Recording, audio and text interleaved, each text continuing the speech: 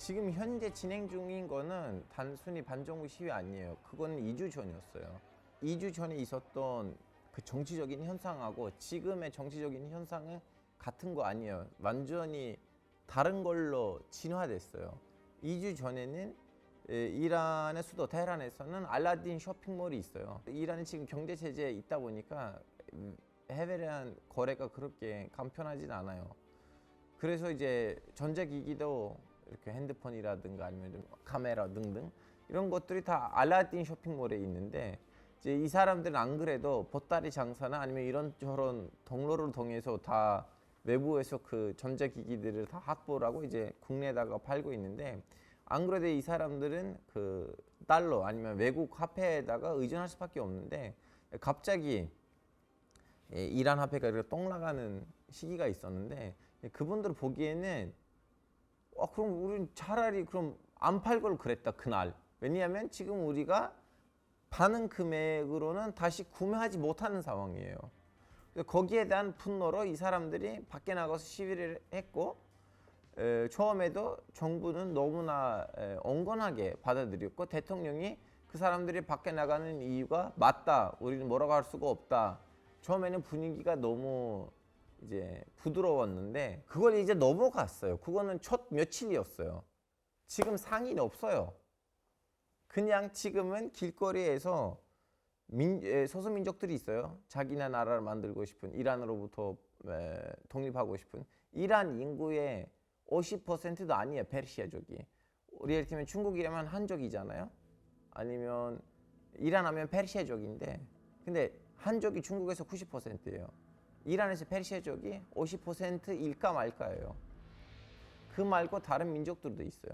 투르크족이 있고, 쿠르드족이 있고, 아랍족이 있고, 말루주족이 있고, 러르족이 있는데, 이 민족들 중에서는 정파적인 이유 때문에 아니면 민족적인 혈통적인 문제 때문에 이란으로부터 빠져나오고 싶었던 역군들이 있었고, 이란 그 중간중간에는 이제 제압을 했었는데, 지금은 길거리에서의 대다수가 소수민족들이에요. 아니면 극자익 계열, 그 좀 사회주의 성향이 있는 집단들이고, 이 사람들 손에는 무기 있고 그냥 서로 지금 싸우고 있어요. 이제 더 이상 시위라고 볼 수 있는 수준으로 넘어갔어요.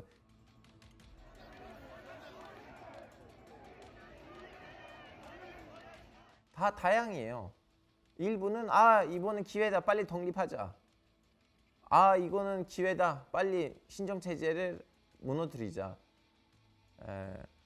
그리고 애초에는 좀 신정체제 내에서는 이 경제적인 문제를 좀 약간 극복하라고 했던 사람들이 있었는데, 그 사람들은 벌써 이제 떠났어요. 지금 두 개예요. 신정체제를 없애버리자, 그리고 독립하자.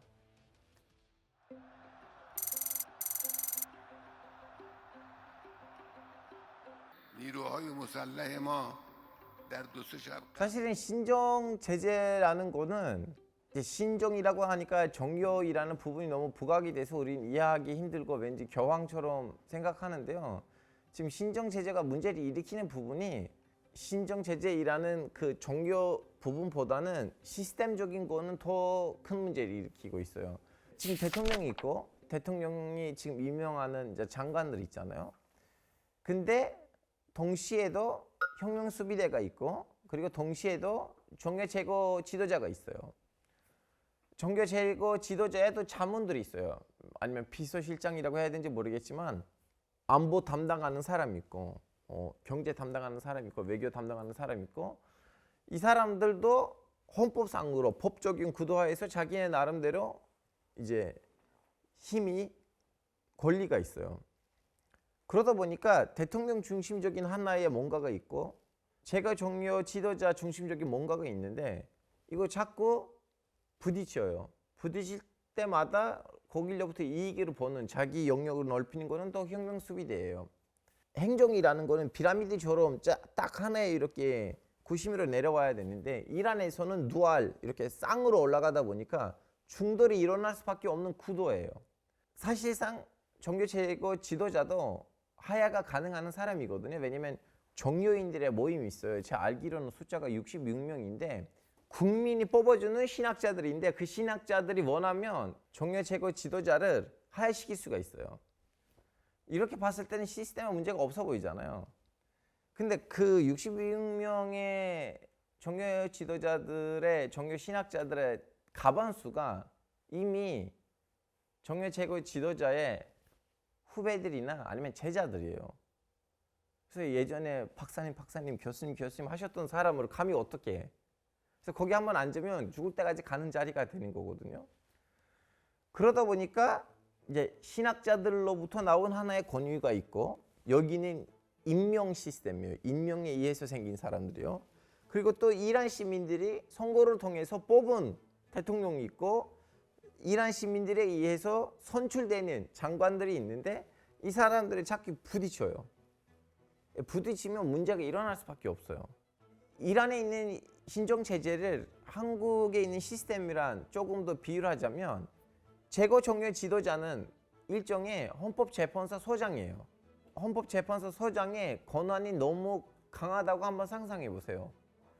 대통령하고 국회가 만드는 법들을 엎을 수 있을 정도.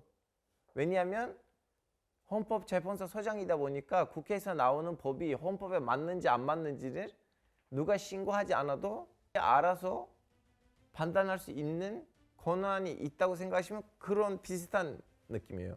그래서 사실은 대통령이 힘이 많아요.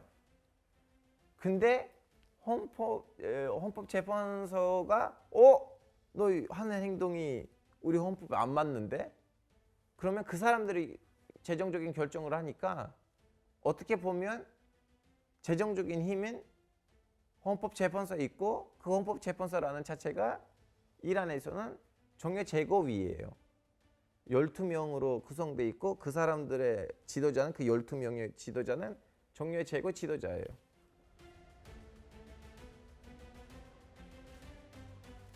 사실은 대통령이 지난 대선 때도 출마하려고 했는데 종교 제고위라고 있다고 했잖아요. 헌법재판소 같은 그 사람의 대통령 대선 출마권을 승인 안 해줬어요. 근데 이번 대선 때는 허락해줬어요. 왜냐하면 이란에 있는 신정 체제가 그걸 느껴요. 우리가 매일매일 지지 기반이 떨어지고 있어요. 오케이, 지금으로는 게임을 이길 수 있는 머릿수는 있기는 있는데, 이대로 가면 이거 안 좋은 방향으로 가고 있으니까 중간에 우리의 이 신정 체제도 인정하고 존중하고 내면화하고, 동시에도 우리를 싫어하는 우리 시민들을 꼬실 수 있는 사람 필요하다. 그래서 그 사람의 이번 대선의 출마권을 인정해 줬어요. 그래서 그 사람이 압도적으로 이긴 거예요. 자, 메스 페제스키안이라는 사람은 의사예요. 물론 이란 이슬람 혁명에 완전히 자기 인생을 갖다 바친 사람이긴 한데, 근데 뭐가 맞다 뭐가 틀리다도 생각하면 눈치 없이 말하는 스타일이에요. 대선 토론이 있었거든요. 이제 후보들이 나와서 얘기하잖아요. 그 사람 대놓고 이 말했어요. 예전에 왕정 때는 나는 의사인데 몇 개 월급으로 난 자동차 살 수가 있는데, 지금은 나의 월급 하나로 모토바이크도 못 사요. 이게 나라냐? 이 말을 했어요. 텔레비에서 대선 토론 때. 그리고 이 말도 했어요. 야, 왕정 때는 우리 길들이 너무 깔끔하고 우리 너무 발전돼 있었고, 중동에 있는 사람들, 튀르키예 사람들마저도 이란에 와서 와, 이란 너무 발전된 나라네, 선진국이네라고 하고 있었는데, 지금 우리는 튀르키예를 보고 와, 튀르키예는 선진국이나 하고 있어요. 이게 나라냐? 이런 식으로 말했던 사람이에요. 그래서 시민들 보기에 너무 시원한 거예요. 그래서 이제 나왔는데, 근데 이 사람이 타이밍에 문제 있어요. 지금 당선 아니고 한 3, 4년 전에 당선이 됐었다면 아마 이 정도의 시위가 격해지지 않을 거고, 이 사람은 어느 정도 개혁들의 성과를 볼 수가 있었어요.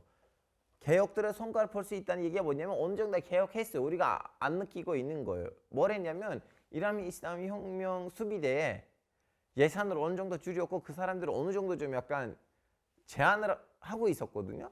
왜냐면 그 사람은 했던 말이 뭐냐면, 결론적으로 우리는 해외에 있는 이제 레바논, 시리아, 가자, 예멘에 있는 무장 조직들한테 지원을 해봤자 쓸모가 없는 거야. 우리는 이 나라를 지키려면 나라 대 나라로 우리는 동맹국들을 찾아야지 무장 조직들이란 쓸모가 없어. 그리고 이 무장 조직들을 이렇게 지원하는 과정에서는 수많은 비리가 들어가요. 왜냐하면 돈을 불법적으로 이송한 거잖아요. 무기 지원도 불법적으로 하니까 국제적인 제재도 지금 당하고 있고 그러다 보니까 정당하지 않는 이익을 구축하는 세력들이 생겨요. 그러다 보니까 우리한테는 들어온 거 하나도 없어요. 이렇게 석유가 많은데 우리는 왜 이렇게 못 샀냐. 그래서 이 국방 전략이 우리한테는 결코 좋은 건 아니고 우리한테 도움이 안 되는 방법이니까 이걸 바꾸자. 그래서 어느 정도도 이란 관료인들 사이에도 이걸 인정이 됐기 때문에 설득이 됐기 때문에 그런 식으로 지금 끌고 있었는데 근데 이거는 몇 년 전에 시작했었어야 되는 일이었어요. 제 보기에는 지금 대통령 없었다면 이 시위는 더 일찍 이렇게 격해질 거고 더 심각할 수도 있었어요. 어느 정도 이렇게 심각해지지 않는 이유는 대통령 덕분이에요. 그러니까 물론 심각하지 않다는 말은 또 몇천 명 사람이 죽었는데 이 단계에 도달하는 시간이 그래도 한 2주 넘었잖아요. 이 대통령 아니었으면 며칠 안에 아마 이 상황에 도달할 수도 있었어요.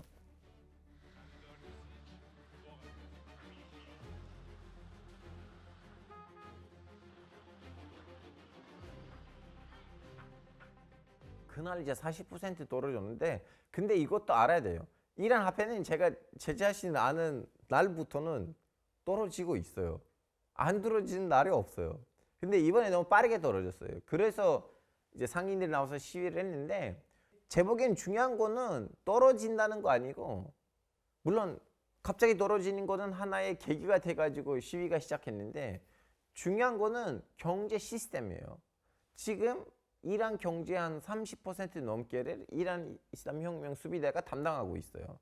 근데 이 사람들은 예를 들면 중국 공산당처럼 어느 정도 나라 경제를 좀 약간 좋은 방향으로 끌고 갔었다면 불만이 없을 텐데 그 사람들이 오히려 이란이 그렇게 지하 차원이 있는데도 이 경제를 망하는 행동들을 하는 모습들을 보여줬기 때문에 불만이 많은 거예요.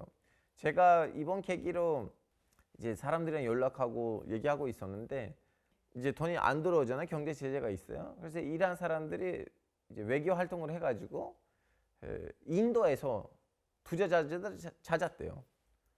인도 사람들이 많은 돈을 가지고 와가지고 이제 거기 경제 단지를 만들려고 했었는데 막판에 또 이런 혁명 수비대가 거기에다가 끼어 들어가가지고 여기 아니고 저기 만들어야 된다 뭐 이런 저런 걸 갑질하니까 인도 사람들이 졸수했어요.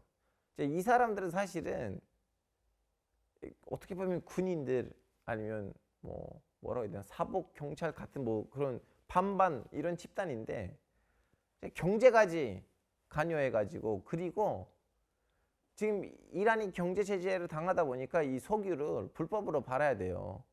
그러다 보니까 중간중간에는 이 불법 일을 할 만한 쿠션 사람들이 필요해요. 본인들 직접 나서면 안 되니까. 근데 이 사람들도 돈을 이제 중간에 그 쿠션 일을 해주니까 거기 있는 돈 거래가 완전히 이란에 있는 재정부로부터 감시를 받지 못하는 상황이다 보니까 이상한 사람들이 불법적인 돈을 얻게 되는 거예요. 그래서 이란 국민 눈에는 왜 이 사람이 이렇게 돈이 많아? 아, 우리나라가 석유를 합법적으로 팔지 못하니까 중간에 그 더러운 일을 이 사람 해줬기 때문에 돈이 많은데 근데 너무 많은 거예요. 제가 그걸 몰랐는데 어떤 일이 있었냐면 바벡 자잔이라는 사람이 있어요. 이 사람이 이란의 석유를 불법으로 해외에다가 파는 사람이에요. 그러다 보니까 수수료를 챙기겠지. 근데 너무 지나치게 챙긴 거예요. 그래서 이란에서 다시 정권 교체가 됐어요. 2013년에 로하니 대통령이 정권을 잡았는데 이 사람이 정권을 잡자마자 뭘 했어요? 이런 사람들 다 족교를 하려고 했거든요. 왜냐면 개혁파였어요. 로하니 대통령이. 그래서 그 사람이 재판 다 받았고 뭘 나온지 아세요? 사형 판결이 나왔어요. 그래서 저는 그 사람이 벌써 죽었다는 걸로 알고 있었어요. 왜냐면 이란에서 사형 판결이 나오면 실행이 되거든요. 근데 또 이번 계기로 알게 됐어요. 그 사람이 안 죽었고 오히려 밖에 나갔대요. 왜? 로하니 대통령 다음에 다시 이제 원칙파가 정권을 잡으니까 자기 라인이 있을 거 아니에요. 그 라인들을 이제 동원해가지고 그 사형 판결을 20년 징역으로 바뀌었고 그리고 나는 11년 동안 감옥에 있기 때문에 아무런 문제를 안 일으켰잖아요. 그럼 나한테 좀 가족들을 볼 수 있는 뭐 그런 법적 제도가 있대요. 감옥에서 조용히 있으면 중간에는 이제 뭐 1년에 며칠 정도 밖에 나갈 수 있는 거. 근데 이란 국민이 그걸 보니까 너무 화가 난 거예요. 이 사람이 뭔데 이렇게 돈이 많아? 그냥 사기꾼이잖아요. 뭐 이런 느낌.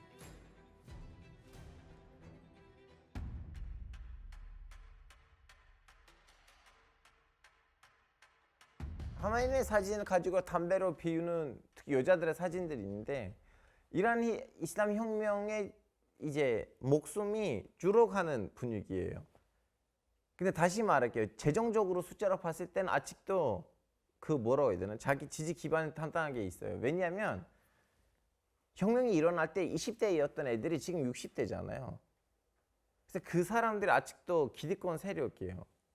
이 신정 체제를 유지할 수 있는 그 정신적인 교육이 이제는 MZ들한테 안 넘어가고 있어요. 한 윗세대에 아직도 있긴 한데 그 다음 세대에 안 들어가고 있어요. 제가 그걸 어디서 느끼냐면 해외에서 만났던 이란 젊은이들에 얘기하면 이슬람의 기본적인 것도 모르는 거로 넘어가서 무신론자들이 늘고 있어요. 이란이 자부심을 느낀 거 뭐냐면 우리는 북한이나 중국처럼 무슨 세뇌할 필요가 없어. 우리는 이미 우리 종교 덕분에 이 시스템을 이미 자동적으로 받아들인 상황이다. 우린 따로 특별히 세뇌할 필요가 없어요. 근데 그걸 가능하게 만드는 종교 자체가 지금 기반을 잃고 있어요. 그래서 보통 신앙심이 있는 사람이라면 하마니한테 그럴 수가 없어요. 왜냐면 그 사람을 나라의 지도자로 정치적인 인물로 아니고 내가 진실을 깨닫는 데 있어서 나한테 도와주는 사람으로 생각하니까 절대로 그런 행동을 할 수가 없는데 근데 종교가 빠져버린 상황이었기 때문에 그럼 하마니는 일반적인 하나의 정치적인 지도자로 보일 거고 그러면 이 나라가 왜 이 꼴이 됐어요? 하마니 때문이니까 이걸 변하게 하는 거예요. 매일매일 이란에서는 종교가 자기 기반을 잃고 있어요. 종교가 자기 기반을 잃다 보니까 신정체제도 자기 기반을 잃어가는 거고 그것이 제일 많이 뚜렷하게 보이는 거는 젊은이들이에요. 젊은이들한테 그걸 안 넘어왔어요. 그 윗세대 정도는 있긴 있는데 그 다음 세대는 없어요.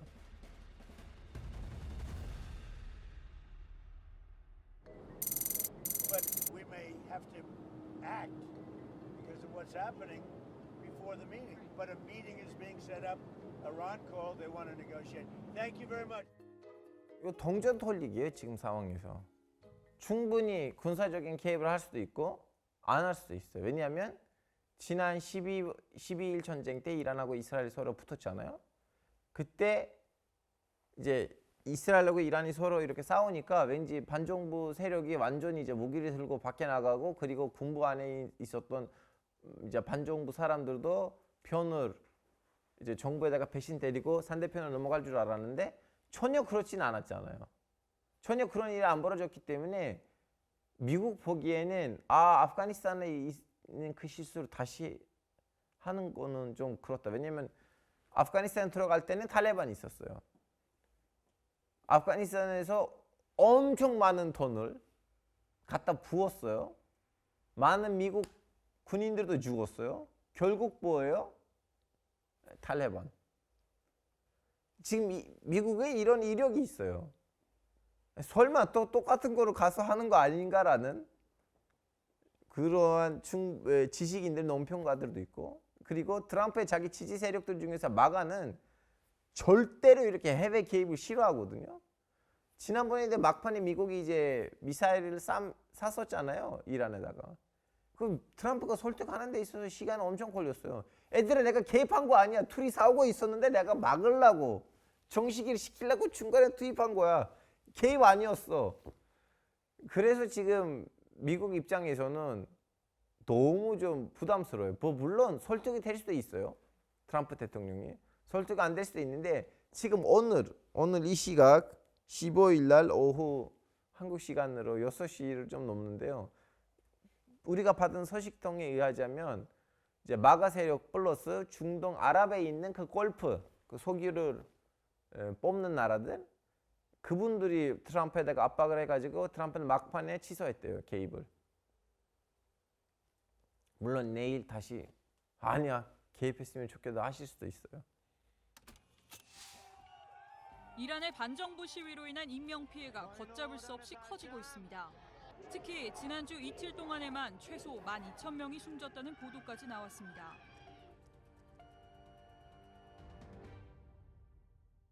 (6월) 민주화 항쟁처럼 보이긴 하는데 6월 민주화 항쟁 때는 체스판 위에는 군사 정부가 있었고 민주주의를 요구하는 운동권들이 있었어요. 그래서 시민 대 정부. 그러다 보니까 체스판이 너무 깔끔했었고 결론적으로 민주화가 된 거예요. 근데 지금 체스판에서 신정 체제를 지키려는 기득권 세력하고 민주주의를 원하는 이제 시민들만 있는 그런 체스판 아니에요. 이 두 개의 팀이 있다는 거 맞아요. 근데 여기 말고는 다른 행위자들도 있어요. 야, 이번 계기로 독립하자. 우리 민족의 나라를 만들자. 하는 애들도 있고요. 야, 우린 다시 한번 세속주의로 가자. 왕정으로 가자. 하는 사람들도 있고 미국도 있어요. 이스라엘도 있어요. 다 있어요. 이런 체스판에서 어떤 결과가 나올 건지를 알 수가 없어요. 왜냐하면 영향을 미치는 그 변수들이 너무 많아요.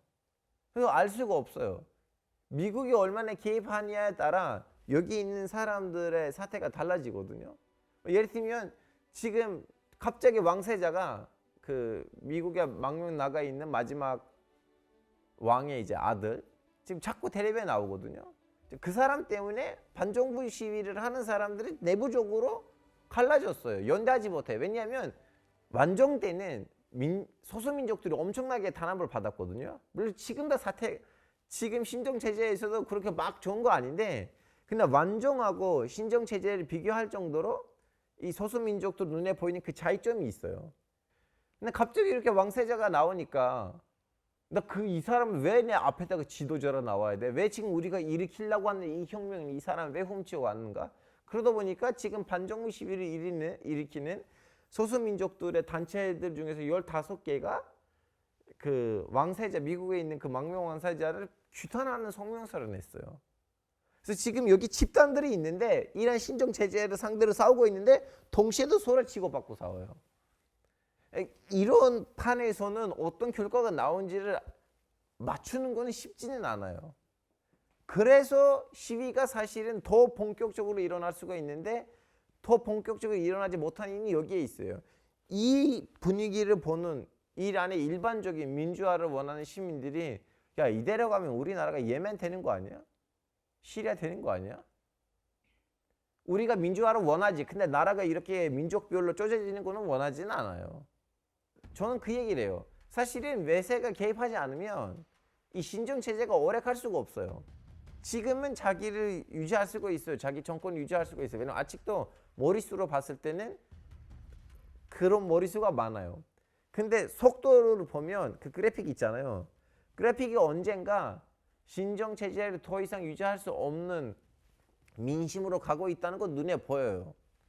근데 자꾸 이러한 외부 작용들이 있다 보니까 민주화를 원하는 사람들이 지네들끼리 단결을 못하는 상황이에요.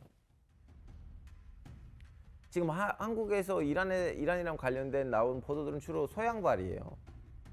예를 들면 한국에 있는 방송국들이 잠깐만 이란 국영 방송에서 뭘 나오지라고 보고 거기 있는 영상들을 제가 보여준 거를 못 봤어요. 예를 들면 어제는 이란에서는 엄청나게 대규모 친정부 시위가 이루어졌는데 진짜 딱 눈에 보이는 거는 몇백만 명이에요.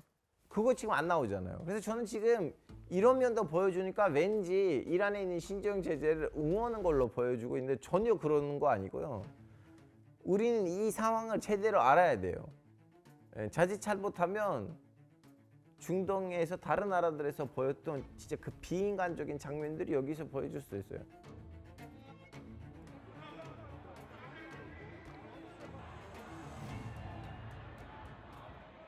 금융투자로 돈 벌기 쉽지 않으시죠? 그런데 불가능한 것도 아니죠. 글로벌 IB 트레이더의 눈으로 본 더 넓은 금융의 세계, 그들의 투자의 기술, 정말 궁금하지 않으십니까? 여러분들을 응원합니다.